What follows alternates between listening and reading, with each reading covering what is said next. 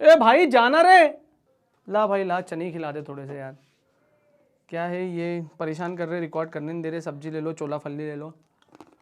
कहाँ से बोलना है, नालायक। चलो so yes my dear friends, स्वागत है आप सभी लोगों का CS executive setting up of business entity and its closure की क्लास में, जिसको हम लोग शॉर्ट में बोलते हैं SBEC।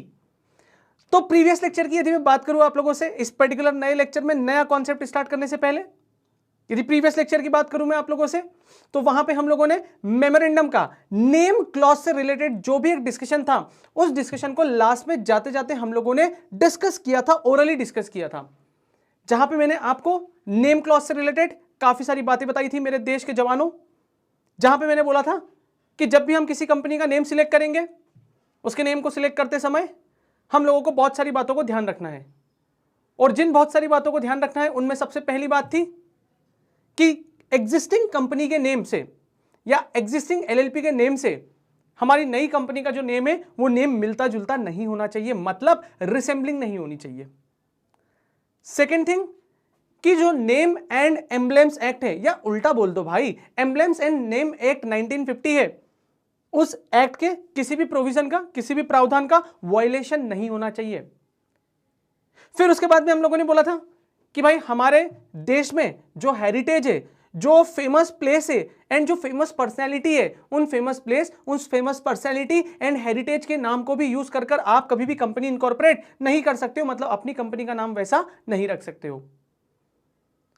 उसी के साथ साथ मैंने आप लोगों को बोला था कि यदि किसी ने ट्रेडमार्क लेके रखा हुआ है, मतलब IPR होल्डर है, IPR का मतलब क्या होता है, इंटेलेक्चुअल प्रॉपर्टी राइट। यदि किसी ने कोई इंटेलेक्चुअल प्रॉपर्टी राइट अक्वायर करके रखा है, होल्ड करके रखा हुआ है, तो भी आप उसके नाम से जो है वो कंपनी इनकॉर्पोरेट नहीं कर सकते हो। एंड और भी कुछ 2-3 बातें बताई थी कि आप अपने कंपनी के नेम के लास्ट में सेंट्रल गवर्नमेंट या स्टेट गवर्नमेंट या लोकल अथॉरिटी जैसे वर्ड भी यूज नहीं कर सकते हो। और इसी में एड ऑन कर लो एक और चीज कि यदि मान लीजिए आप अपनी कंपनी का नेम अपने किसी रिलेटिव के नाम पे, अपने किसी फ्रेंड के नाम पे या अपने किसी नोन पर्सन के नाम पर इनकॉर्पोरेट करना चाहते हो, तो आपको उससे पहले क्या लेनी पड़ेगी, प्रायर परमिशन लेनी पड़ेगी। तो ये सारी चीजें हम लोगों ने नेम क्लॉज के रिस्पेक्ट में डिस्कस की थी। और अभी फटाफट से मैं आप लोगों को भी मेन स्क्रीन पर ले चलूंगा, वहां पर हम लोग देखेंगे कि नेम क्लॉज में क्या क्या लिखा हुआ है एक्चुअल लॉ में।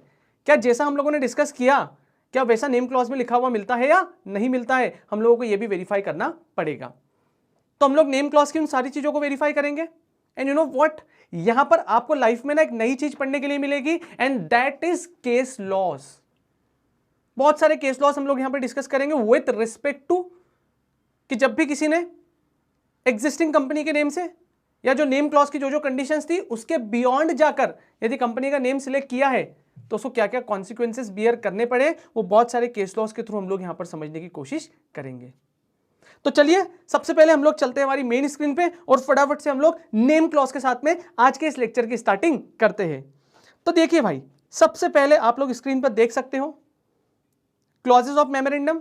तो यदि हम लोग हमारे क्लॉज ऑफ मेमोरेंडम की बात करें, तो भाई कृष्ण भाई सबसे पहला क्लॉज कौन सा आएगा, नेम क्लॉज आता है। वेरी गुड, देखो भाई हमारा कृष्ण भाई भी आंसर कर रहा है यहां पर कि जो नेम क्लॉज है वो नेम क्लॉज सबसे पहला क्लॉज आने वाला है।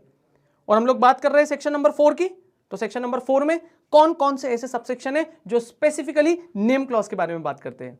तो यहां पर आप देख सकते हो सेक्शन नंबर 4(1), 4(2), 4(3), मतलब सेक्शन नंबर 4 सबसेक्शन 1, 2 और 3 जो है वो स्पेसिफिकली किसके रिस्पेक्ट में बात करता है, नेम क्लॉज के बारे में बात करता है।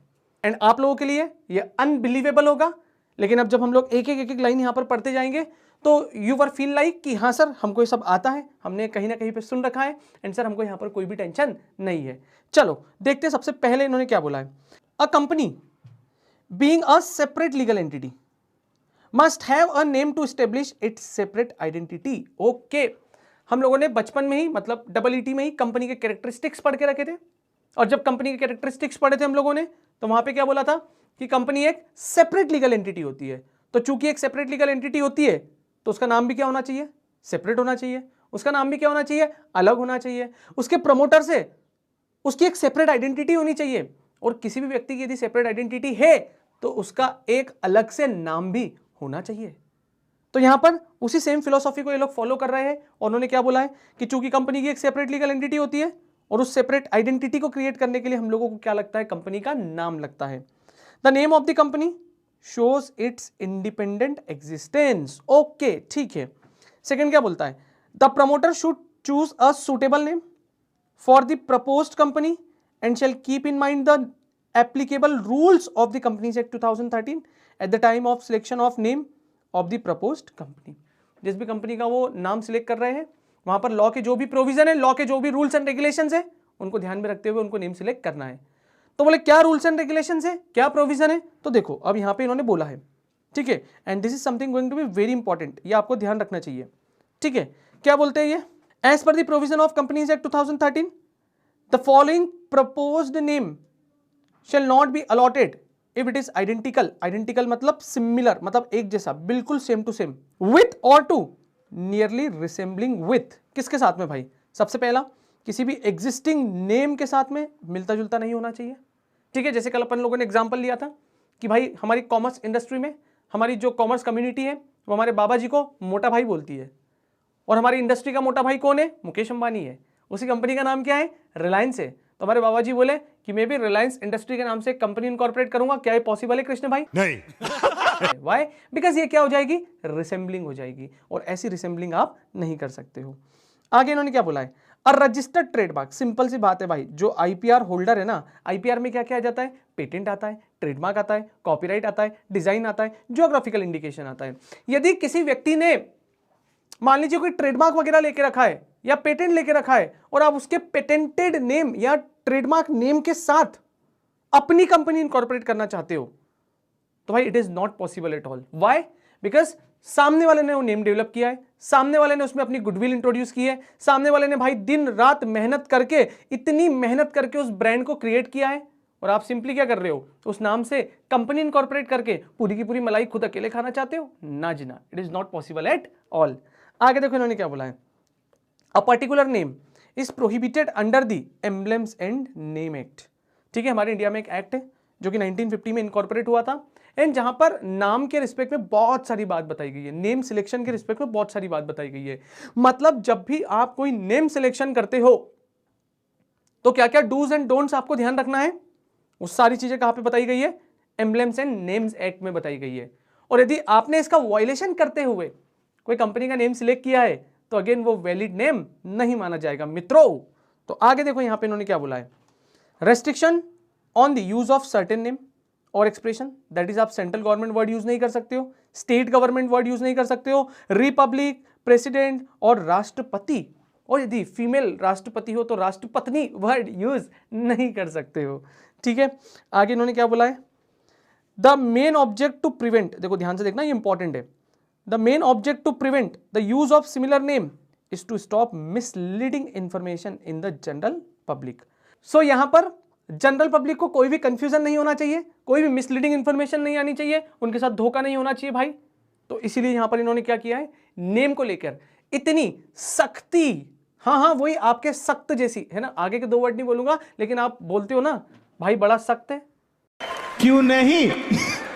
ठीक है, तो यहां पर भी लॉ मेकर ने बड़ी सख्ती अपना रखी है नेम सिलेक्शन के रिस्पेक्ट में, क्योंकि ये नेम सिलेक्शन जो है वो बहुत इंपॉर्टेंट होता है। पब्लिक डोमेन के नाम से भी बात करूं तो भी, मतलब पब्लिक पॉइंट ऑफ व्यू से बात करूं तो भी, गवर्नमेंटल पॉइंट ऑफ व्यू से बात करूं तो भी, एंड अथॉरिटिकल पॉइंट ऑफ व्यू से बात करूं तो भी, ये नेम सिलेक्शन जो है this is something going to be very very important. आगे क्या बोलता है ये, आगे इन्होंने बोला देखो ये नोट, एंड जब भी ऐसे नोट आए तो this is something going to be very important. ठीक है, ये इंपॉर्टेंट नोट है, और ये नोट क्या बोल रहा है ध्यान से देखना भाई, ministry of corporate affairs, yes, जिसके बारे में मैंने आप लोगों से कल बात की थी, और इसी को हम लोग शॉर्ट में क्या बोलते हैं, MCA बोलते हैं। इसी को हम लोग शॉर्ट में क्या बोलते हैं, MCA, that is ministry of corporate affairs, has clarified that expression of its name in English. Okay, मतलब जो भी आप नेम सिलेक्शन वगैरह करोगे ना, आपको उसको एक्सप्लेन, एलिबरेट, मेंशन किस लैंग्वेज में करना है, इंग्लिश लैंग्वेज में ही करना है। मतलब जब भी हम लोग वहां पर एप्लीकेशन फॉर्म डालेंगे ना, तो भले ही आप लोग Ramesh Kumar Roopchand private limited incorporate कर लो मेरे भाई, ध्यान से समझना, कृष्ण भाई तुम भी समझना। मान लीजिए हम लोग भले कंपनी किस नाम से इनकॉर्पोरेट कर रहे हैं, रमेश कुमार रूपचंद प्राइवेट लिमिटेड के नाम से कंपनी इनकॉर्पोरेट कर रहे हैं, पर हमको वहां पर जब नेम एप्लीकेशन के लिए मतलब नेम अप्रूवल के लिए जब हम लोग वहां पर एप्लीकेशन करेंगे तो वहां पर हमको इंग्लिश में ही लिखना पड़ेगा रमेश कुमार रूपचंद। ठीक है, ये इंग्लिश में ही लिखना पड़ेगा हम लोगों को। हम लोग वहां पर ऐसा नहीं लिख सकते, अरे बोले Ramesh Kumar Roopchand, no not, it is not possible at all. ठीक है, ऐसा परमिसिबल नहीं है, ऐसा एमसीए ने बोला है। और ऐसे भी ऐसा बोलने में और ऐसा करने में कोई प्रॉब्लम क्या है भाई? सिंपल सी बात है, जो फॉर्म होगा जब भी हम लोग नेम के अप्रूवल के लिए एप्लीकेशन डालेंगे तो वो एप्लीकेशन किस फॉर्मेट में जाएगी? इंग्लिश फॉर्मेट में जाएगी। ठीक है, आगे देखो उन्होंने क्या बोला है, alone in addition to the expression of local language will be sufficient compliance with the requirement of this section. ठीक है, मतलब भाई आपको वहां पर और कोई ऐसे लोकल लैंग्वेज वाले वर्ड यूज नहीं करना है जो केवल और केवल एक पर्टिकुलर कम्युनिटी के लोग ही उस वर्ड को समझे। ऐसे वर्ड आपको अपने कंपनी के नेम में यूज नहीं करना है, यह बात का आपको ध्यान रखना है। ओके, आगे देखो उन्होंने क्या बोला है, ये 2 पॉइंट भी अगेन इंपॉर्टेंट है, प्लीज ट्राई टू अंडरस्टैंड, बहुत ध्यान से समझने की कोशिश करना है इस नेम क्लॉज से रिलेटेड प्रोविजन को। आगे क्या बोला है इन्होंने, in the case of keyword use in the name of propose company, क्या बोल रहा है ये, in case of keyword use in the name of propose company it is the name of a person other than the name of the promoter. मतलब मान लीजिए, समझना आप मेरी बात को ध्यान से, मान लीजिए कि तनय सर एंड गौरव सर मिलकर एक कंपनी इनकॉर्पोरेट कर रहे हैं। ठीक है, तनय सर एंड गौरव सर मिलकर एक कंपनी इनकॉर्पोरेट कर रहे हैं, लेकिन वहां पर हम लोग उस कंपनी का नाम रखना चाहते हैं भाई चेतन कुमार मंत्री प्राइवेट लिमिटेड। क्या नाम रखना चाहते हैं मालिक? हम उसका चेतन कुमार मंत्री प्राइवेट लिमिटेड नाम रखना चाहते हैं। ओके, तो अब बोले चेतन कुमार मंत्री कौन है? तो हमने बोला मालिक हमारे पार्टनर है, हमारी फैकल्टी मेंबर है, हमारी टीम का हिस्सा है, एंड चेतन कुमार मंत्री जी के नाम पर हम लोग ना ये कंपनी इनकॉर्पोरेट करना चाहते हैं। वाई? बिकॉज ठीक है, हमको अच्छा लगता है, उनका नाम बड़ा अच्छा लगता है, चेतन। चेतन नाम सुन के हमको बहुत पॉजिटिव वाइब्स आती है। तो हम दोनों ने डिसाइड किया कि कंपनी के प्रमोटर तो हम हैं, लेकिन हम हमारे नेम से, हम हमारे सरनेम से कंपनी इनकॉर्पोरेट नहीं करना चाहते। हम जो कंपनी इनकॉर्पोरेट करना चाहते हैं वो किसके नाम से इनकॉर्पोरेट करना चाहते हैं? चेतन कुमार मंत्री प्राइवेट लिमिटेड, ऐसा करके नाम सिलेक्ट करना चाहते हैं। तो यहां पे लॉ में करने क्या बोला है कि यदि अदर देन प्रमोटर, तुम किसी और नाम से कंपनी इनकॉर्पोरेट करना चाहते हो मेरे भाई, तो यहां पर आपको उस पर्टिकुलर पर्सन से, उस पर्टिकुलर इंसान से जीते जागते आपको क्या लेनी पड़ेगी? वहां पर प्रायर परमिशन लेनी पड़ेगी। और कृष्ण भाई ध्यान से सुनना, जब तक उस पर्सन के राइटिंग में रिटर्न कंसेंट नहीं आ जाती है तब तक you can not incorporate company with the name of that particular person. आप उस पर्टिकुलर पर्सन के नाम से वो कंपनी इनकॉर्पोरेट नहीं कर सकते हो। कृष्ण भाई बात को बिल्कुल नोट डाउन करते हुए चलना आपने, ठीक है? यस मालिक, आप लोग भी नोट डाउन करते हुए चलना, ठीक है? तो दोस्तों, आपने कृष्ण भाई को यहां पर आपका प्रॉक्सी सिलेक्ट करके भेजा हुआ है, और मैं जब जब बोल रहा हूं कृष्ण भाई आपको समझ में आया क्या, तो मैं इनडायरेक्टली आपको डिक्टेट कर रहा हूं, आपको समझ में आना चाहिए ये बात, ठीक है? यस सर बोले, हम पहले से समझ गए थे वो। तो देखो यहां पे इन्होंने क्या बोला है, यहां पे इन्होंने बोला है कि अदर देन प्रमोटर और देयर क्लोज ब्लड रिलेटिव, यदि उनके रिलेटिव के अलावा किसी आप दूसरे पर्सन के नाम पे कंपनी इनकॉर्पोरेट कर रहे हो भाई, तो आपको उससे पहले क्या लेना पड़ेगा? नो ऑब्जेक्शन, एनओसी लेनी पड़ेगी, एनओसी। और ये एनओसी का फुल फॉर्म क्या होता है? No objection certificate. Note down करना भाई, नो ऑब्जेक्शन सर्टिफिकेट। एनओसी का फुल फॉर्म क्या होता है? नो ऑब्जेक्शन सर्टिफिकेट लेना पड़ेगा। और उसको जो भी आप नेम के लिए एप्लीकेशन करोगे, उस नेम एप्लीकेशन के साथ में क्या करना पड़ेगा? अटैच करना होगा। करेक्ट। आगे इन्होंने क्या बोला है, in case the name includes the name of relative. यदि भाई आपने आपके कभी बिलाउड रिलेटिव, आपको तो पता ही है रिलेटिव लोग भाई कभी भी फटे में टांग अड़ा देते हैं। ऐसे सामने से दिखाने के दांत कुछ और होते हैं और भाई पीछे के दांत कुछ और होते हैं, ठीक है?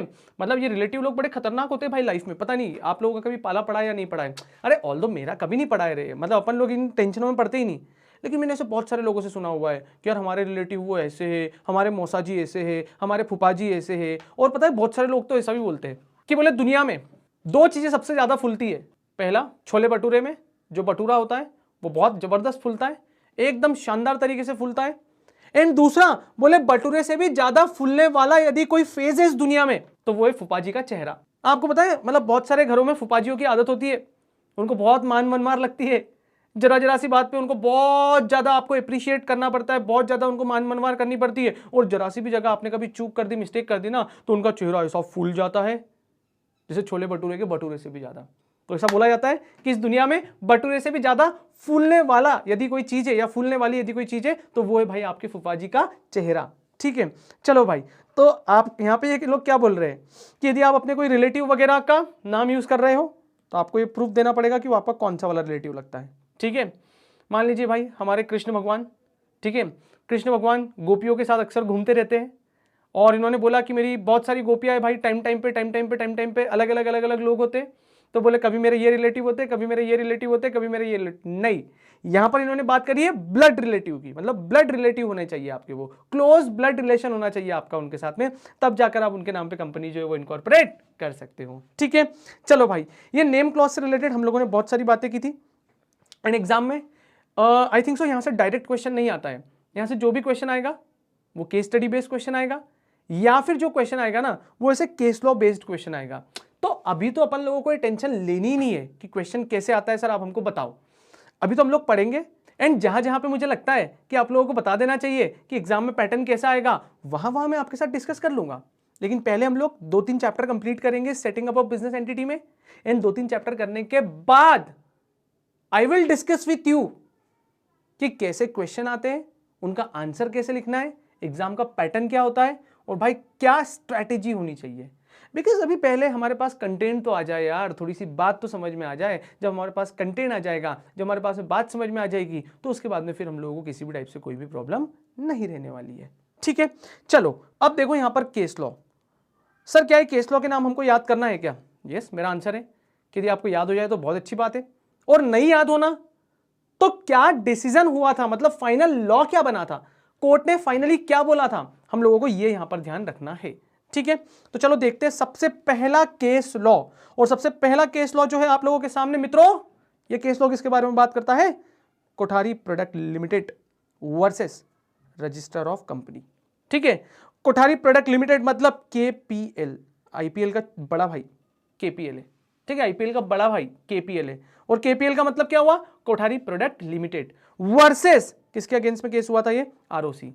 तो अब आपको पता है होता क्या है, ध्यान से देखना आप लोग, बहुत जबरदस्त बात बता रहा हूं मैं आप लोगों को, शायद आप लोगों ने नहीं सुनी होगी, या जिन लोगों ने सुनी भी होगी तो उनको स्टिल क्लियरिटी नहीं होगी। यहां पर ध्यान से सुनना क्या बताने जा रहा हूं मैं। केस लॉ का नाम क्या है? शॉर्ट में लिखता हूं मैं यहां पर, कोठारी प्राइवेट लिमिटेड वर्सेस, कौन है वर्सेस? आरओसी। ओके, दो पार्टी है मालिक, यहां पर दो पार्टी है। अब ये जो दो पार्टी है ना, इसमें केस फाइल करने वाला पर्सन कौन है? केस फाइल करने वाला, तो केस फाइल करने वाला कौन है? Kothari private limited.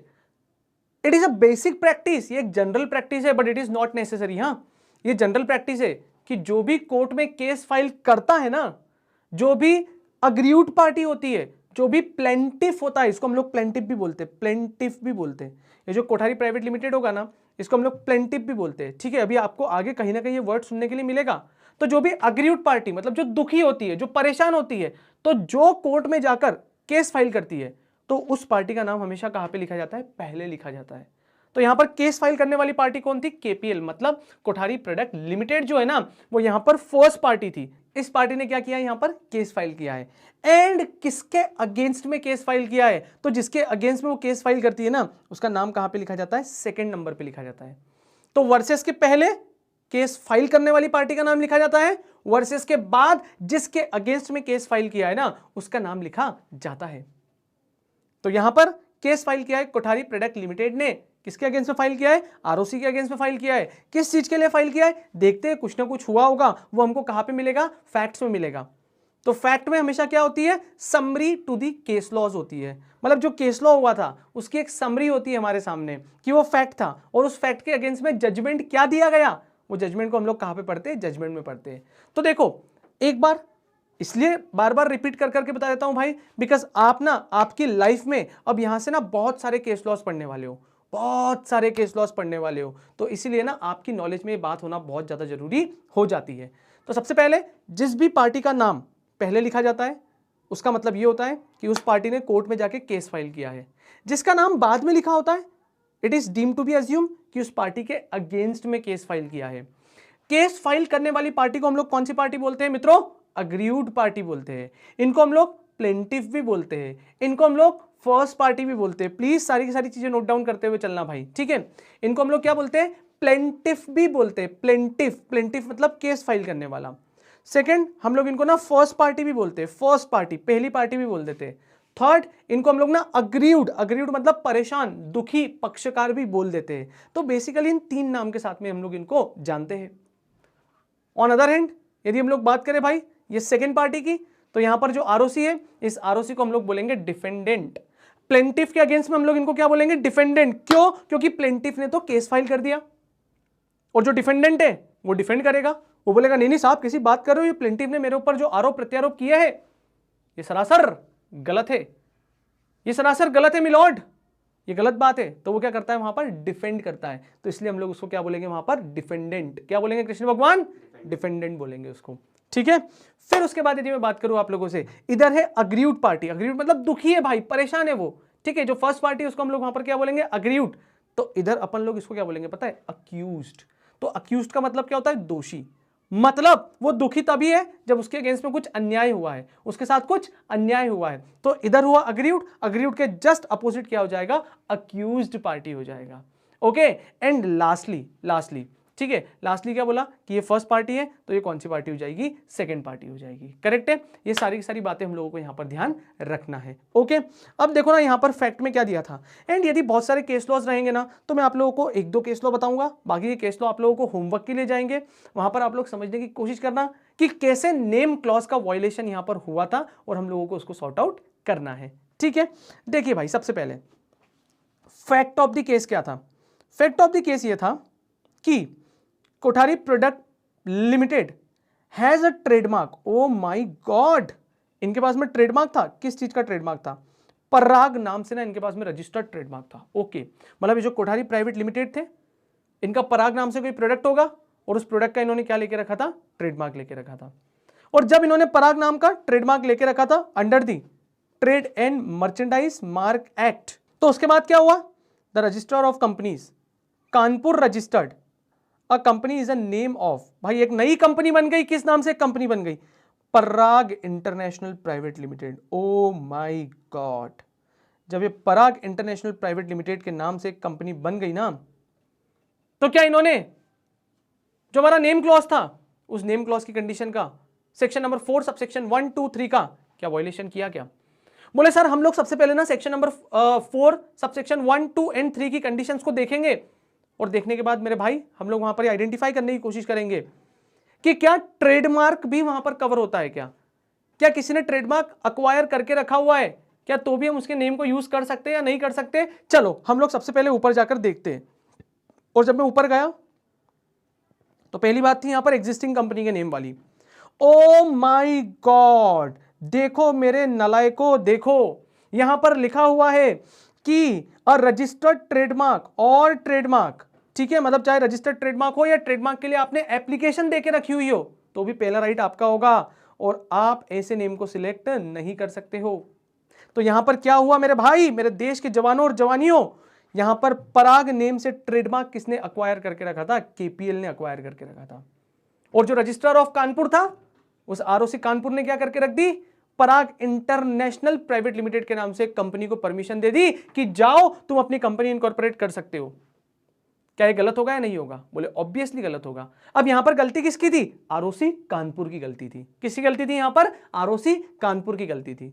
अब यहां पर ये जो कोठारी प्राइवेट लिमिटेड वाले हैं ये किसके अगेंस्ट में सूट फाइल करेंगे? किसके अगेंस्ट में केस करेंगे?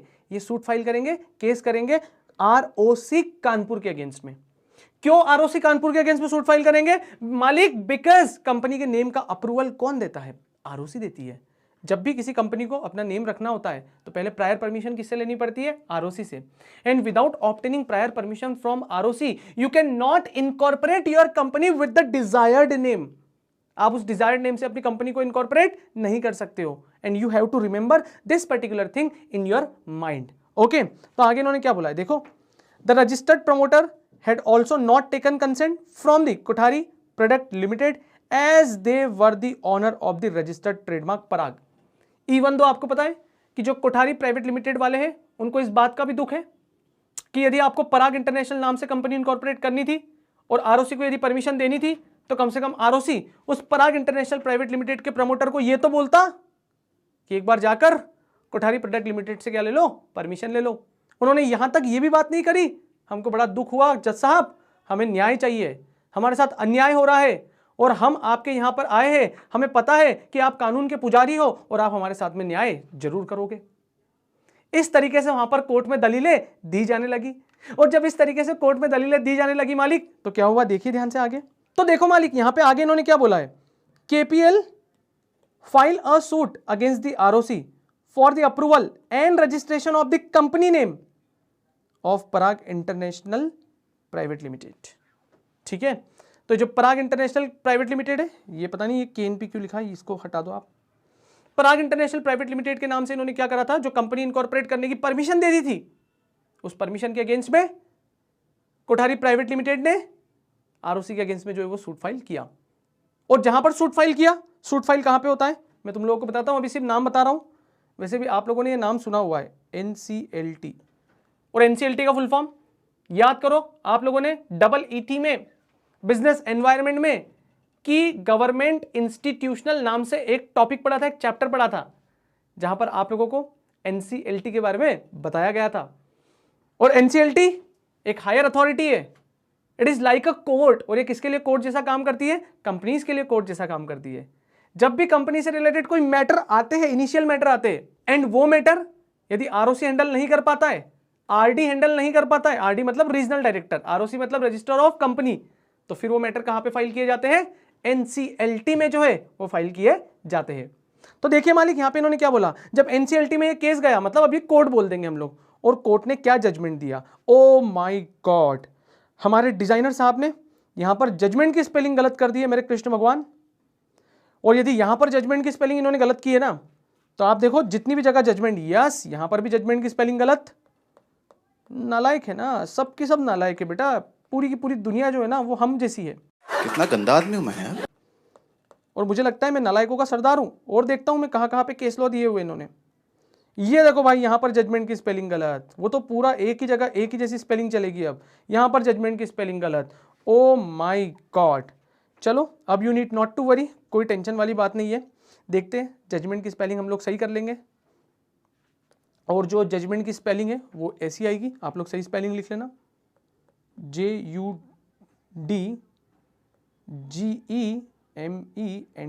जजमेंट। ठीक है, ऐसी स्पेलिंग रहेगी। और यदि हम लोग यहां पर देखें कि उस एनसीएलटी कोर्ट ने क्या डिसीजन दिया, तो यहां पर वी आर एबल टू सी कि यहां पे इन्होंने बोला है, इट वाज हेल्ड दैट, उन्होंने डिसीजन दिया, उन्होंने माना कि the name of the company that is Parag international private limited was undesirable and order for change of name of the said company. या तो आप उस कंपनी का नेम चेंज करो, और आप यदि उस कंपनी का नेम चेंज नहीं कर रहे हो तो उस केस में आपको उस कंपनी का डिसोल्यूशन करना पड़ेगा। तो सबसे पहली अपॉर्चुनिटी क्या दी है कि आप उस कंपनी का नेम चेंज कर लो। सेकेंड, यदि आप उस कंपनी का नेम चेंज नहीं कर रहे हो तो आपके पास में फिर लास्ट ऑप्शन बचता है कि आप उस कंपनी का डायरेक्टली क्या करोगे, डिसोल्यूशन। डिसोल्यूशन मतलब कंपनी बंद करनी पड़ेगी। मतलब एक चीज समझ में आ रही है, यदि हमने किसी के नेम को यूज कर लिया या नेम क्लॉज में लिखे हुए प्रोविजन का वायलेशन कर लिया, या नेम क्लॉज को ड्रॉ करते समय जो लॉ में प्रोविजन लिखे हुए उनका वायलेशन कर दिया, तो भाई यहां पर हमारी कंपनी बंद तक हो सकती है। हमारा जो सपना है, हमारा जो ड्रीम है, वो ड्रीम चूर चूर नहीं, चकना चूर भी हो सकता है भाई। इसीलिए being a professional, being a practising professional, being a company secretary, आपको ये इनिशियल लेवल पर ही समझा दिया जाता है मालिक, आपको ये इनिशियल लेवल पर ही बता दिया जाता है कि जब भी आप कंपनी का नेम वगैरह सिलेक्ट कर रहे हो तो आपको वहां पर इन सारे के सारे सेक्शंस का ध्यान रखना है।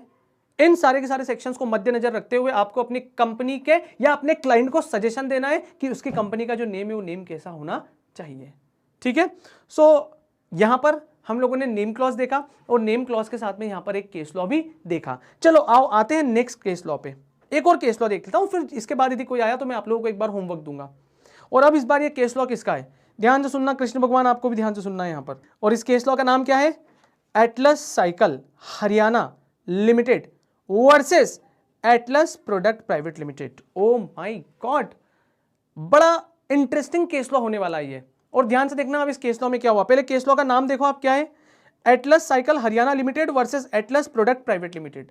दोनों ने क्या नाम रख लिया था, एटलस एटलस रख लिया था। यहां पर फोर्स पार्टी कौन है, Atlas cycle Haryana private limited, मतलब इसने केस फाइल किया है। किसके अगेंस्ट में केस फाइल किया है, एटलस प्रोडक्ट प्राइवेट लिमिटेड के अगेंस्ट में।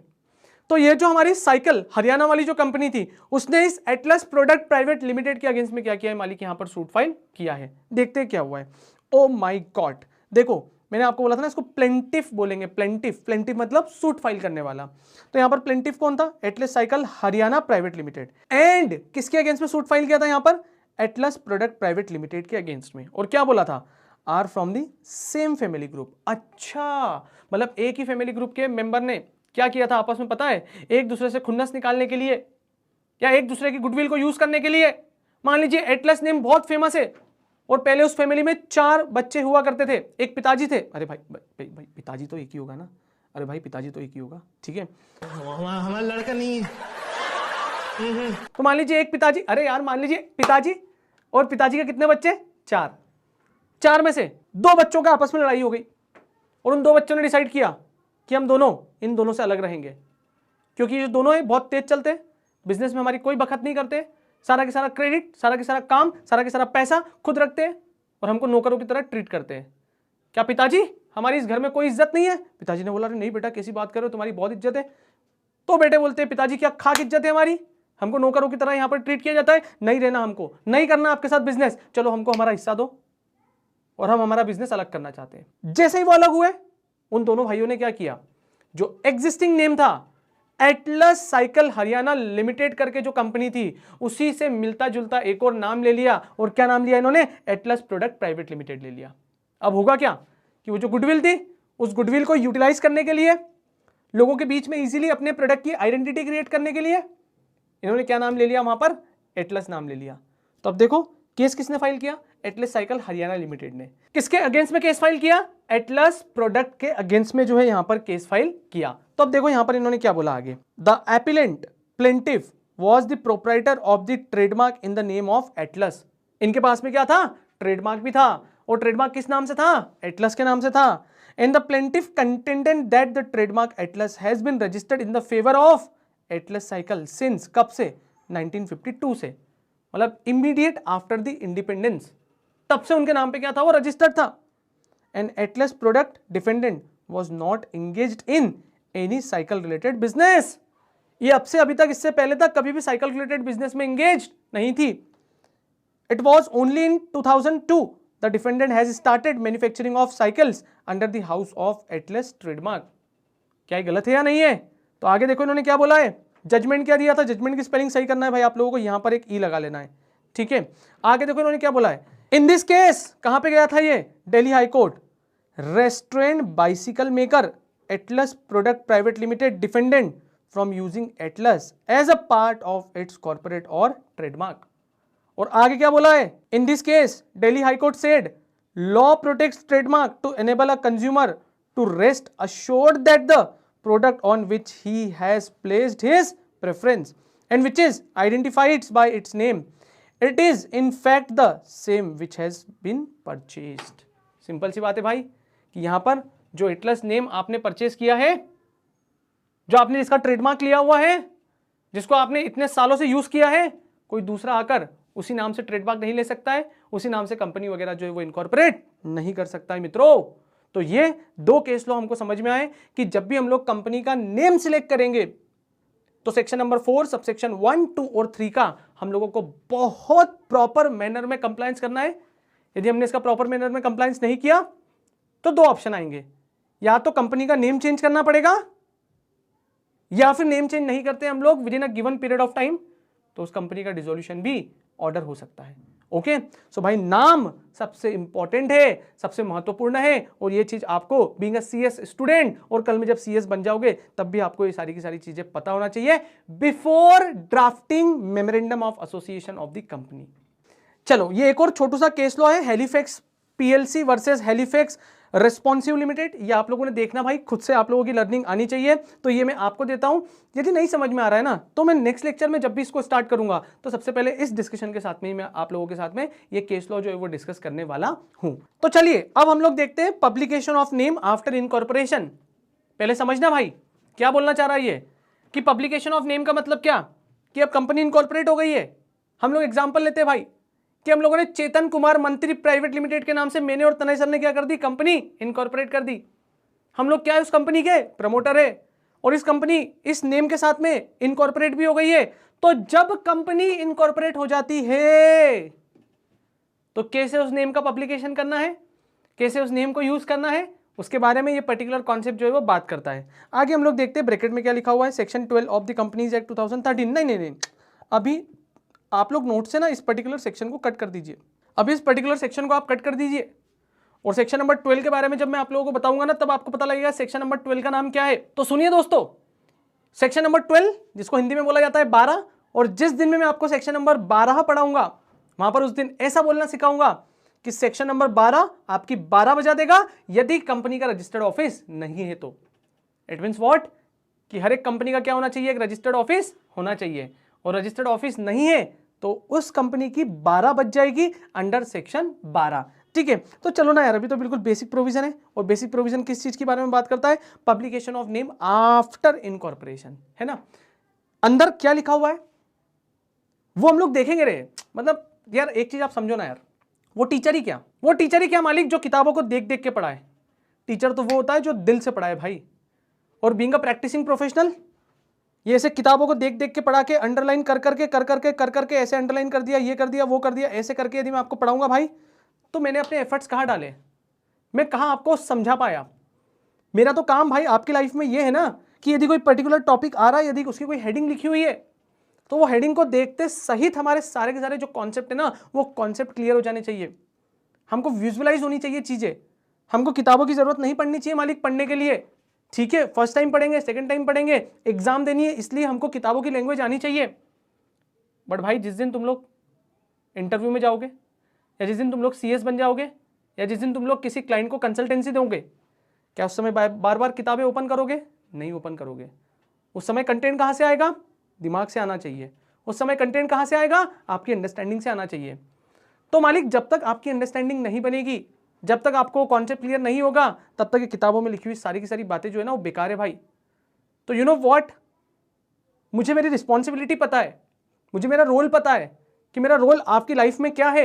मेरा रोल आपकी लाइफ में है कि आपको पहली चीज कंटेंट की क्लियरिटी देना है, एंड दूसरी चीज एग्जाम में उस कंटेंट को प्रेजेंट कैसे करना है, क्या उसके पीछे के बेसिक एस्पेक्ट्स होते हैं, क्या क्या टेक्निकल एंड फंडामेंटल बातों को आपको ध्यान में रखना है, वो सारी चीजें बताना it's my duty, it's my responsibility. Okay, आपका काम क्या है?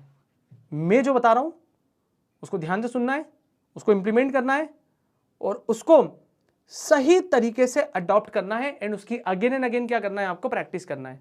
यदि आप इतना कर लोगे ना, बिलीव मी, ICSI का रिजल्ट चाहे 5% आए, चाहे 10% आए, चाहे 25% आए, हम लोगों को लाइफ में जो है वो कभी फेलियर देखने के लिए नहीं मिलेगी। ठीक है, सो चलो मालिक देखो यहां पे ध्यान से, publication of name after incorporation. देखो विजुअलाइज करो, क्या हमने चेतन कुमार मंत्री प्राइवेट लिमिटेड नाम से कंपनी इनकॉर्पोरेट कर ली, हमारी कंपनी इनकॉर्पोरेट हो गई। तो कंपनी इनकॉर्पोरेट होने के बाद उस नेम का क्या करना है?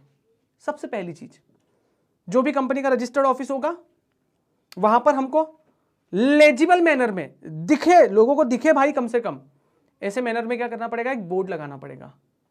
इन बोर्ड जो है वो इंग्लिश लैंग्वेज में होना चाहिए, एंड इंग्लिश लैंग्वेज के साथ साथ जिस भी पर्टिकुलर रीजन में हमारी कंपनी इनकॉर्पोरेट हुई है, जहां पर हमारी कंपनी के ऑफिसेस है, वहां पर उस रीजनल या वर्नेकुलर लैंग्वेज में भी हम लोगों को बोर्ड लगाना है।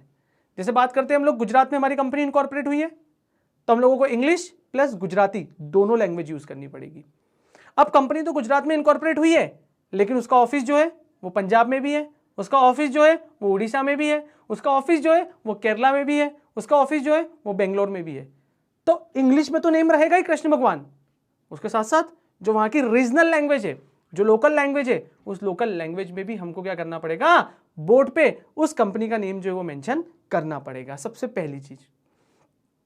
दूसरी चीज, हम लोग जब भी किसी से कम्युनिकेशन करेंगे, लाइक लेटर के थ्रू कर रहे हैं, डीड के थ्रू कर रहे हैं, ईमेल के थ्रू कर रहे हैं, स्टेशनरी पे, या जो भी भाई आपके मोड ऑफ कम्युनिकेशन है, या जो आप कंपनी के लिए यूज करते हो भाई, जो भी डॉक्यूमेंट्स या जो भी मटेरियल, उन सब पे आपको क्या करना पड़ेगा, कंपनी का जो नेम है वो नेम पब्लिश करना पड़ेगा। और जैसे ही आप लोगों की कंपनी इनकॉर्पोरेट हो जाती है, आफ्टर द इनकॉर्पोरेशन आपको अपनी कंपनी का नेम जो है वो 2 न्यूज़पेपर में भी जो है वो क्या करना पड़ेगा, पब्लिश करना पड़ेगा। एक होगा उसमें इंग्लिश न्यूज़पेपर और एक होगा आपका वो रीजनल या वर्नेक्यूलर न्यूज़पेपर। ठीक है, आओ देखते हैं फटाफट से क्या बोलता है भाई। और देखो ना, अभी मैं यहां पर जो बात बोलूंगा ना एग्जैक्टली वही लॉ बनेगा। एंड भाई लाइफ में देखना रहे, मतलब अपना एक फिक्स डायलॉग है कि अपन जो बोलते हैं ना वो लॉ बन जाता है। ठीक है, मतलब अपनी बोलना ही इतना खतरनाक है कि जैसे जैसे मैं आपको बोलते जाऊंगा वैसे वैसे वो क्या बनते जाएगा, लॉ बनते जाएगा। अपने सेल्फ सेटिस्फेक्शन के लिए बोल रहा हूँ, वैसे तो सारी की सारी चीजें दिमाग में याद है ना भाई, तो इसलिए मैं बोलते जाता हूँ, ऑटोमेटिकली वही चीज सामने आती है। ठीक है, तो देखो क्या लिखा हुआ है मालिक यहाँ पर। सबसे पहले इन्होंने बोला है the name of the company and the address of its registered office must be displayed outside every office और place at which its business is carried on in a conspicuous position and in legible letter। legible मतलब भाई लोगों को दिखे, लोगों को पढ़ने में आए। ऐसा मत करना इत्तू सा एक पेपर पे लिख के भाई बिल्डिंग पे बोर्ड चिपका दिया, बोले यही हमारा बोर्ड था, लॉ में लिखा हुआ था कि भाई इस टाइप का बोर्ड हम लोगों को यहाँ पर लगाना है। ना जी ना, ऐसा नहीं करते। ठीक है, और किस में होना चाहिए, इंग्लिश में होना चाहिए। And in the language in general use in that locality, वही पंजाब है तो पंजाबी, गुजरात है तो गुजराती, यदि वहां पर साउथ में लगा के रखा है तो यदि कन्नड़ चलती है तो कन्नड़, तेलुगु चलती है तो तेलुगु, भाई जो भी लैंग्वेज चलती है वहां पर वो लगा देना है अपन को। आगे उन्होंने क्या बोला है, the name of the company must also be engraved, engraved मतलब छपा होना, अरे छपा होना, अरे छपा होना। ठीक है, on the companies common seal, यदि कंपनी की जो कॉमन सील है, जो ऐसी रबड़ की स्टैंप आती है ना भाई, जो अपन हर जगह ऐसे ठोकते हैं लगाते हैं भाई ठीक है, तो एक कॉमन सील का मतलब ये हुआ मेरे भाई कि जहां पर हम लोग ये कंपनी की सील लगाते हैं ना, उसके ऊपर क्या होना चाहिए, नाम लिखा होना चाहिए उस कंपनी का, गुदा होना चाहिए, छपा होना चाहिए। इसी को हम लोग यहां पर क्या बोलते हैं, एनग्रेव्ड बोलते हैं। ठीक है, आगे इन्होंने क्या बोला है भाई, फर्दर ये जो हमारे स्टूडियो में हमारे जो कृष्ण साहब बैठे हुए हैं ना, जो हमारे स्टूडियो मास्टर है, बेटा ये आप लोगों का काम करते हैं। आपको पता है ऐसे वीडियो मोड पे भाई पढ़ाना is going to be difficult. बच्चों के क्या डाउट होंगे या बच्चों को क्या क्या डाउट पूछना चाहिए वो नहीं पूछ पाते, तो यहाँ पर आपके रिप्रेजेंटेटिव है भाई। लास्ट में मैं इस वीडियो के लास्ट में या 2-3 वीडियो बाद भाई मैं एक बार फिर से कृष्ण भगवान को लाऊंगा, आपको उनको थैंक यू बोलना है, वो आपके प्रॉक्सी है, वो आपके रिप्रेजेंटेटिव है यहाँ पर। ठीक है, बोले हाँ सर आप इनको भेजो, हम इनको बताते हैं कैसे रिप्रेजेंटेटिव प्रॉक्सी है सर। अरे भाई भाई भाई कैसी बात कर रहे हो आप। देखो भाई आगे ये क्या बात करता है, further the name of the company and the address of the registered office and the corporate identity number. और एक कॉर्पोरेट आइडेंटिटी नंबर को हम लोग क्या बोलते हैं, CIN नंबर बोलते हैं। ये CIN नंबर क्या होता है मैं तुम लोगों को बताऊंगा, लेकिन अभी सिर्फ इतना ध्यान रखना है कि ये CIN नंबर होता है, कॉर्पोरेट आइडेंटिटी नंबर होता है। जैसे आप लोगों का आधार नंबर होता है, जैसे आप लोगों का पैन नंबर होता है, वैसे ही कंपनियों की आइडेंटिटी के लिए उनका कौन सा नंबर होता है, CIN, that is corporate identity number. ठीक है, आगे क्या बोला है, टेलीफोन नंबर के साथ, फैक्स नंबर के साथ यदि कोई हो तो email ID and website addresses भी आपको मेंशन करना है। एंड भाई सारी की सारी जगहों पे, चाहे वो नेगोशिएबल इंस्ट्रूमेंट मतलब चेक वगैरह हो, बिल्स ऑफ एक्सचेंज हो, प्रॉमिसरी नोट हो, उन सब जगह पे आपको क्या करना है, कंपनी का नेम जो है वो मेंशन करना है। So this is about what, this is about what name clause में जब भी आप नेम सिलेक्शन करोगे, नेम क्लॉज को फिलअप करोगे, तो ये सारी की सारी बातें आप लोगों को ध्यान में रखनी है। अभी खत्म नहीं हुआ है, आगे देखो ये क्या बोलता है, application for name reservation. Yes मालिक, अब जो कॉन्सेप्ट आप लोगों के सामने आ रहा है उस कॉन्सेप्ट का नाम है application for name reservation. And application for name reservation का मतलब क्या, देखो ऊपर जो भी डिस्कशन हम लोग इतने सारे मिनटों से, इनफैक्ट कुछ घंटे होने में आ गए होंगे भाई, मुझे नहीं पता, आई डोंट नो कितना टाइम हुआ है भाई।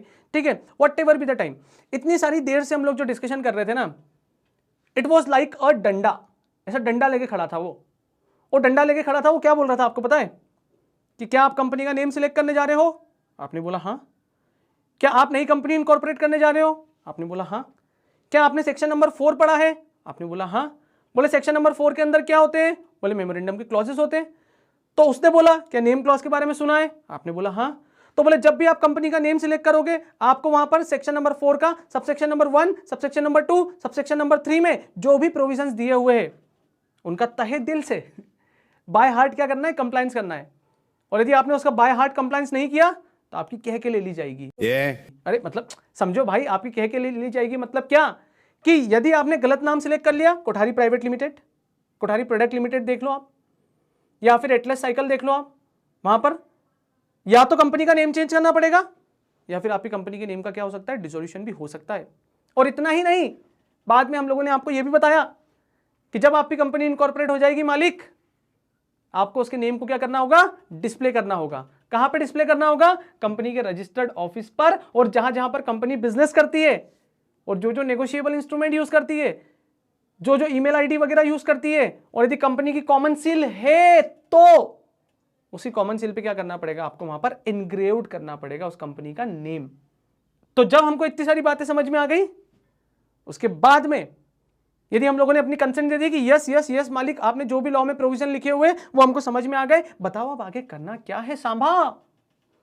तब वो बोलेगे जाओ, अब तुम लोग जाके क्या कर सकते हो, कंपनी के नेम के लिए एप्लीकेशन फाइल कर सकते हो। आपने बोला thank you so much sir, thank you so much, कितनी अच्छी बात आ गई। फाइनली अब हमारे इंतजार की घड़ियां समाप्त हो गई, और अब वो मौका, अब वो मोमेंट आ गया लाइफ में जो हम लोग क्या कर सकते हैं, यहां पर नेम एप्लीकेशन के लिए, मतलब हम लोग आगे प्रोसीजर कर सकते हैं। तो अब सुनना, मैं आपको ले चलता हूं कहीं पे, हम लोग कुछ लिखेंगे थोड़ा बहुत, एंड यहां पर कुछ नोट डाउन करने के बाद मैं आप लोगों को जब भी नेक्स्ट लेक्चर स्टार्ट करूंगा ना, वहां पर बिगिनिंग में बताऊंगा कि कैसे हम लोग नेम अप्रूवल के लिए एप्लीकेशन एमसीए की वेबसाइट पे डालते हैं। मैं आपको पूरा बताऊंगा, वो भी करेक्ट है। तो चलो अभी हम लोग ना कुछ नोट डाउन करते हैं। तो देखो यार, एक चीज समझने की कोशिश करो, अभी तुम लोग ना बहुत छोटे छोटे से बच्चे हो, ऑल्दो आप लोगों ने एंट्रेंस एग्जाम में भी पढ़ा होगा कि जब भी हम लोग कंपनी को इनकॉर्पोरेट करते हैं तो एक स्पेसिफिक फॉर्म होता है कंपनी को इनकॉर्पोरेट करने के लिए, और बहुत सारे लोगों ने उसका नाम भी पढ़ा होगा, एंड बहुत सारे लोगों ने उसका नाम कभी देखा भी नहीं होगा। तो मालिक ध्यान से सुनिएगा, कंपनी इनकॉर्पोरेशन के लिए एक फॉर्म होता है, उस फॉर्म का नाम है SPICE प्लस, मतलब स्पाइस प्लस करके एक नाम होता है। और स्पाइस प्लस का अभी मैं ओरली तुम लोगों को नाम बताता हूं, जब हम लोग इसके पहले वाला chapter that is chapter number 2 पढ़ेंगे, तो वहां पे बहुत डिटेल में इस स्पाइस के बारे में हम लोगों को पढ़ना है। तो स्पाइस का फुल फॉर्म क्या होता है, सिर्फ सुन लो, कहीं पर भी नोट डाउन करने की आप लोगों को अभी जरूरत नहीं है। स्पाइस का फुल फॉर्म होता है simplified procedure of incorporation of company electronically. देखो फिर से, ऐसे सिंप्लीफाइड प्रोसीजर या प्रोफार्मा बोल दो ऑफ इनकॉर्पोरेशन ऑफ कंपनी, ई से हो गया आपका इलेक्ट्रॉनिकली। और ये प्लस का मतलब क्या, it is a upgraded form, ये अपग्रेडेड फॉर्म है, ठीक है। जैसे हमारे मोबाइल में मॉडल आते हैं ना मोबाइल के, कि पहले आता है 1+7, फिर आता है 1+7 प्रो, फिर 9+ आता है, ठीक है। वैसे जैसे मोबाइल में एक एक जनरेशन हम लोग आगे बढ़ते जाते हैं तो हमें प्लस कैटेगरी में शिफ्ट हो जाते हैं। तो यहाँ पर भी ये जो फॉर्म था ना, earlier it was only spice, अब इसको क्या कर दिया इन्होंने, स्पाइस प्लस कर दिया है। एंड पता है क्या, सुनना, जो स्पाइस प्लस है ना इसके 2 पार्ट होते हैं, एक होता है स्पाइस प्लस पार्ट ए और एक होता है स्पाइस प्लस पार्ट बी। और तुम लोगों को बता दूं कि जब भी हम लोग कंपनी के नेम रिजर्वेशन के लिए एप्लीकेशन देते हैं, नेम रिजर्वेशन के लिए एप्लीकेशन देते हैं, तो वो नेम रिजर्वेशन के लिए एप्लीकेशन हमेशा कहां पे जाती है, पार्ट ए में जाती है। और ये पार्ट ए में जो नेम एप्लीकेशन के लिए जो रिजर्वेशन जाएगी वो जाएगी for new company, for new company. मतलब यदि किसी को नई कंपनी इनकॉर्पोरेट करना है, और जब किसी को नई कंपनी इनकॉर्पोरेट करना है तो वो कौन से फॉर्म में एप्लीकेशन देगा for name reservation, part A में, स्पाइस प्लस पार्ट ए में। तो यहां पे वो किस फॉर्म में एप्लीकेशन देगा, पार्ट ए में देगा फॉर न्यू कंपनी। और यदि मान लीजिए कोई एग्जिस्टिंग कंपनी है, मतलब जैसे वो कोठारी प्रोडक्ट लिमिटेड के केस में वो जो पराग इंटरनेशनल प्राइवेट लिमिटेड थी, यदि उसको नेम चेंज करने का बोला है तो अभी वो एग्जिस्टिंग कंपनी है, वो ऑलरेडी कंपनी इनकॉर्पोरेट हो गई है और अब उसको अपना नेम चेंज करना है, तो क्या वो अगेन स्पाइस प्लस पार्ट ए में एप्लीकेशन देगी क्या, नहीं।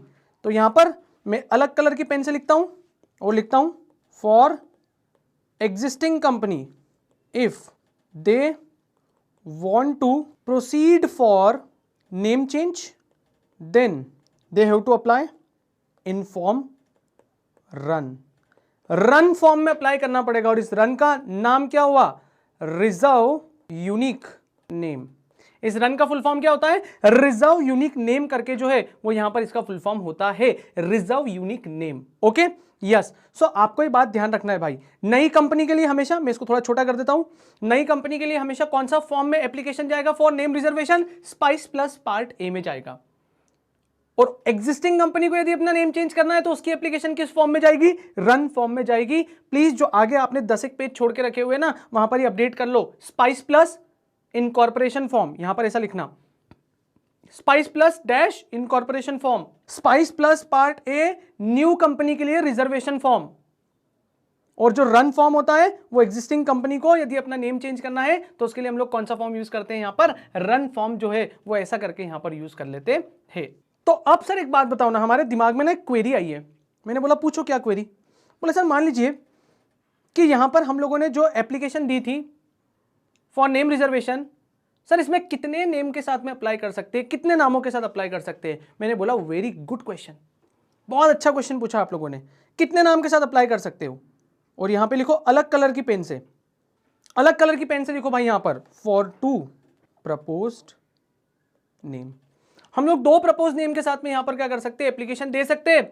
यदि पहला नेम अप्रूव नहीं हुआ किसी कारण से तो दूसरा नाम अप्रूव हो जाए। तो एप्लीकेशन हम लोग कितने प्रपोज नेम के साथ में करेंगे, 2। उस 2 में से जो भी एक सिलेक्ट हो गया, अब फिर उसके नाम से हम लोग कंपनी इनकॉर्पोरेट करेंगे, कहां पे, स्पाइस प्लस पार्ट बी में। और यहां पर बनता है आपका एमओए, यहां पर लगता है आपका एओए, यहां पर लगता है आपका फॉर्म एजाइल, यहां पर लगता है आपका INC 9।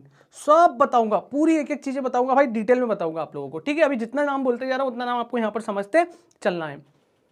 बोले सर एक और क्वेश्चन आया हमारे दिमाग में। मैंने बोला यार आप लोग क्वेश्चन बहुत बहुत पूछते हो यार, बहुत ज्यादा क्वेश्चन पूछते हो, but you know what, I like it, मुझे अच्छा लगता है कि आप लोग मेरे से क्वेश्चन पूछते हो। बोले सर प्लीज एक लास्ट क्वेश्चन है आपसे, प्लीज आप गुस्सा मत होना। नहीं भाई अपन गुस्सा नहीं होते रे, आराम से, टेक इट इजी। बोले सर मान लीजिए हमने नेम अप्रूवल के लिए एप्लीकेशन डाला फॉर्म ए में, मतलब स्पाइस प्लस पार्ट ए में क्या किया हमने, नेम अप्रूवल के लिए एप्लीकेशन डाला, हमारा नेम अप्रूव हो गया, हमारा नेम अप्रूव हो गया। मान लीजिए हमने नेम डाला था चेतन कुमार मंत्री प्राइवेट लिमिटेड और मंत्री कुमार चेतन प्राइवेट लिमिटेड, उसमें से कौन सा नेम अप्रूव हो गया, चेतन कुमार मंत्री प्राइवेट लिमिटेड जो है वो हमारा नाम जो है वो अप्रूव हो गया। तो बोले सर क्या नाम अप्रूव होना मतलब क्या बल्ले बल्ले हो गई, पार्टी वार्टी शुरू कर दे, बढ़िया एकदम सबको पूरे गांव में मिठाइयां बांट दे, या सर नेम अप्रूवल होने के बाद भी कुछ करना पड़ता है। मैंने बोला देखो मालिक, यहां पर अभी मैंने आपको बताया था कि स्पाइस प्लस पार्ट बी भी होता है, और ये पार्ट बी जो होता है ना आपका इनकॉर्पोरेशन फॉर्म होता है, और इस इनकॉर्पोरेशन फॉर्म में आपको ये इतनी तमाम जानकारियां जो है वो मेंशन करनी पड़ती है। और जब इतनी तमाम जानकारियां मेंशन करनी पड़ती है इसका मतलब क्या कि भाई जैसे ही आपका नेम अप्रूव हुआ है ना, उसके with in a specific day, एक सर्टेन डे के अंदर अंदर आपको अपनी ये कंपनी इनकॉर्पोरेट कर लेनी है। यदि आपने वो सर्टेन डे के अंदर अंदर, वो स्पेसिफिक डे के अंदर अंदर यदि अपनी कंपनी इनकॉर्पोरेट नहीं करी मालिक, तो आपका जो प्रपोज नेम था, जो अप्रूव हो गया था, वो अप्रूव किया हुआ नेम क्या हो जाएगा, खत्म हो जाएगा। वो अप्रूव किया नेम जो है वो क्या हो जाएगा, लैप्स हो जाएगा। और जब वो नेम लैप्स हो गया ना, तो आप उसके नाम से कंपनी इनकॉर्पोरेट नहीं कर सकते। एंड आपने जो नेम को पकड़ के रखा था, जो रिजर्व करके रखा था, after the expiry of 20 days कोई दूसरा पर्सन उस नेम को रिजर्व करके क्या कर सकता है, अपनी कंपनी को इनकॉर्पोरेट कर सकता है। अभी यहां पर कुछ रूल्स भी है कि हम लोग फर्दर कुछ फीस का पेमेंट कर करके क्या कर सकते हैं, हम लोग इस नेम को एक्सटेंड कर सकते हैं। वो हम लोग बहुत डिटेल में पढ़ेंगे, लेकिन अभी आपको जो बात ध्यान रखनी है, वो बात क्या ध्यान रखनी है, आपको जो बात ध्यान रखनी है वो ये ध्यान रखनी है कि within 20 days after the approval of your name you have to incorporate your company, otherwise your name will get lapse, आपका नेम जो है वो लैप्स हो जाएगा। लेकिन यहां पर एक स्टार भी है कि आप फर्दर फीस का पेमेंट कर करके उसको क्या कर सकते हो, एक्सटेंड कर सकते हो। वो बताऊंगा जब हम लोग चैप्टर नंबर 2 पढ़ेंगे। सर एक बात बताओ ना सर, एक लास्ट क्वेश्चन, सर मालिक प्लीज एक लास्ट क्वेश्चन। मैंने बोला भाई पूछ लो यार, टेंशन मत लो। और आपके बिहाफ पे हमारे इस प्रॉक्सी कृष्ण ने एक क्वेश्चन पूछा मेरे से, बोले सर क्या ये सब काम फ्री में हो जाएगा क्या। सर बोले क्या ये फ्री फंड का श्रीखंड है क्या। मैंने बोला नहीं भाई, ये ROC है, ये MCA है, यहां पर कोई भी काम फ्री फंड में नहीं होता है। आपको किसी भी काम के लिए कोई भी एप्लीकेशन फाइल करनी पड़ती है ना, तो चढ़ावा चढ़ाना पड़ेगा, डोनेशन देना पड़ेगा, दान देना पड़ेगा। जब तक तुम लोग इनको दान नहीं दोगे ना, तब तक ये तुम्हारा कोई भी काम नहीं करने वाले। तो बोले क्या बात कर रहे हो सर, इसके लिए खर्चा लगेगा, पैसे लगेंगे। यस मालिक, आपको इसके लिए पैसे लगेंगे। सर कितनी फीस लगेगी बता दो ना प्लीज, सर बता दो कितनी फीस लगेगी। यहां पर आपको जो फीस लगेगी वो फीस लगेगी 1000 रुपीज, 1000 रुपए की जो है वो क्या लगेगी आपको यहां पर फीस लगेगी। और तभी जाके आप यहां पर क्या कर सकते हो, उस नेम के लिए अप्लाई कर सकते हो। ठीक है, सो फटाफट से पूरा की पूरा सिनेरियो आप लोग यहां पर नोट डाउन कर लो, मैं इसको स्क्रीन पे फिट करने की कोशिश करता हूं मेरे दोस्त। यस, तो देखो यहां पे फटाफट से कहानी क्या है समझ लो। स्पाइस प्लस करके एक फॉर्म होता है हमारा, it is called incorporation form. इसके 2 पार्ट होते हैं, स्पाइस प्लस के 2 पार्ट होते हैं, एक होता है पार्ट ए और एक होता है पार्ट बी। पार्ट ए जो होता है वो किसके लिए होता है, नेम रिजर्वेशन के लिए होता है फॉर न्यू कंपनी। एंड यदि एग्जिस्टिंग कंपनी को अपना नेम चेंज करना है तो फिर यहां पर उनको प्रोसीड करना पड़ेगा ठीक है, वो प्रोसीड करना पड़ेगा फॉर नेम चेंज, और किस फॉर्म में प्रोसीड करेंगे, वो रन में। And what is the full form of run, reserve unique name करके जो है वो इसका फुल फॉर्म होता है। एंड आगे यहाँ पे इन्होंने क्या बोला, पार्ट बी जो है वो एक पूरा की पूरा after the approval of name, हम लोग जब इनकॉर्पोरेशन की प्रोसीजर को आगे बढ़ाते हैं तो किस फॉर्म को हमको फिल करना पड़ता है, स्पाइस प्लस पार्ट बी को जो है वो फिल करना पड़ता है। उसके साथ में क्या क्या लगते हैं, माओ, आओ, अजाइल और INC 9 लगता है। सॉरी माओ आओ, अरे वही रे अपना, वही अपना रे छोटिया, क्या memorandum of association, article of association. Agile एक नया फॉर्म है, GST वगैरह के लिए लगता है भाई, और एक होता है INC 9, that is incorporation form 9 होता है। देखेंगे, बताऊंगा मैं आपको किस चीज का होता है। ठीक है, चलो ये नोट डाउन कर लो या कर लिया हो तो फटाफट से हम लोग बुक में आके देखते हैं एंड कंप्लीट करने की कोशिश करते हैं भाई कि रिजर्व यूनिक नेम का जो कॉन्सेप्ट है वो कॉन्सेप्ट क्या बोलता है। देखो, एप्लीकेशन फॉर नेम रिजर्वेशन। सो देखो मालिक, अब हम लोग फटाफट से पढ़ने की कोशिश करते हैं कि हमारी बुक में क्या लिखा हुआ है। यहां पे उन्होंने बोला एप्लीकेशन फॉर नेम रिजर्वेशन, और जो नेम रिजर्वेशन के लिए अब जैसा हम लोगों ने बोला है वैसा लॉ बनते जाएगा। आप लोगों को सिर्फ टिक टिक टिक टिक करते जाना है और देखते जाना है कि जैसा हमने बोला था कि एक्चुअल में वैसा लॉ बना या नहीं बना। देखो ये क्या बोलता है, a person can apply for name approval through SPICe plus part A at MCA, और MCA की वेबसाइट का एड्रेस, MCA की वेबसाइट का एड्रेस लिखो भाई जल्दी से, www.mca.gov.in। इस वेबसाइट पे जाके हम लोग क्या करेंगे, स्पाइस प्लस का पार्ट ए जो है वो फाइल करेंगे। आगे इन्होंने बोला है the spice plus part A can be used by the new company. जैसा हमने बोला वैसा लॉ बनता गया भाई, और कितने डेज के लिए, 20 डेज के लिए नेम अवेलेबल होता है। उसके बाद में your name will get lapse, आपका जो नेम है वो नेम क्या हो जाएगा, वहां पर लैप्स हो जाएगा, लेकिन हम उसको एक्सटेंड कर सकते हैं, चैप्टर नंबर 2 में बताऊंगा, from the date of approval. And आगे इन्होंने क्या बोला है, for existing company change of name करना है आपको, तो ये वेब बेस्ड फॉर्म होता है जिसको हम लोग रन फॉर्म बोलते हैं, और जो आपका नेम अप्रूव हुआ है वो कितने डेज तक के लिए वैलिड होगा, यहां पर 60 डेज तक के लिए जो है वो वैलिड होता है। So this is all about भाई, पूरा की पूरा जो आज हमारा जो लेक्चर लग गया है ये किसके लिए लगा, केवल और केवल नेम क्लॉज को सिलेक्ट करते समय, नेम क्लॉज को बनाते समय हम लोगों को क्या क्या बातें ध्यान रखना है भाई, इसके ऊपर जो है वो हमारा पूरा की पूरा आज लेक्चर यहां पर लगा हुआ है। एंड आप इसकी इंपॉर्टेंस समझ सकते हो, आप इसकी महत्वता को समझ सकते हो कि ये कितना इंपॉर्टेंट है।